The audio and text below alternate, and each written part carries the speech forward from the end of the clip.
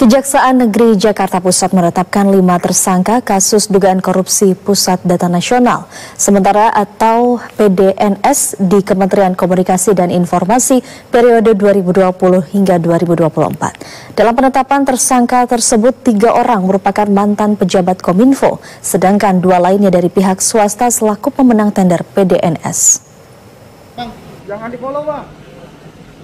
Kejaksaan Negeri Jakarta Pusat menetapkan 5 orang sebagai tersangka kasus dugaan korupsi Pusat Data Nasional Sementara atau PDNS di Kementerian Komunikasi dan Informatika periode 2020 hingga 2024. Setelah ditetapkan sebagai tersangka, kelima tersangka tersebut langsung ditahan selama 20 hari ke depan di Rumah Tahanan Cabang Kejaksaan Negeri Jakarta Pusat. Kajari Jakarta Pusat Safrianto Zuriat Putra menjelaskan kelima tersangka tersebut diantaranya adalah Samuel Abrizani Pangerapan, Direktur Jenderal Aplikasi Informatika Kominfo periode 2016 hingga 2024, Bambang Dwi Anggono selaku Direktur Layanan Aplikasi Informatika Kominfo periode 2019 hingga 2023, Nova Zanda selaku pejabat komitmen atau PPK dalam pengadaan barang atau jasa PDNS Kemenkominfo periode 2020-2024. Sedangkan 2 tersangka lain berinisial AA dan PPA dari pihak swasta sebagai pemenang tender PDNS. Melakukan pemufakatan jahat untuk melaksanakan program yang tidak diatur di Perpres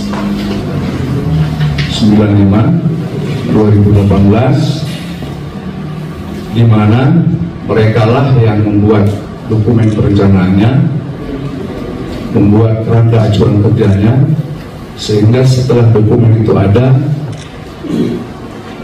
menyerahkan kepada tersangka NZ untuk diupload dan dipergunakan sebagai dokumen lelang, termasuk dipergunakan sebagai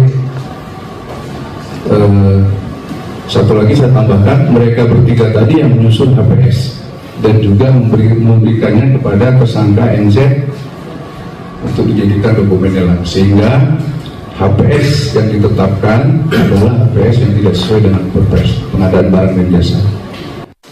Kasus dugaan korupsi tersebut bermula pada 2020 saat Kementerian Komunikasi dan Informatika melakukan pengadaan barang dan jasa PDNS senilai 958 miliar rupiah. Dalam prosesnya, ada dugaan pengkondisian pemenang kontrak PDNS antara pejabat Kominfo dengan pihak swasta, yakni PT Aplikanusa Lintas Arta.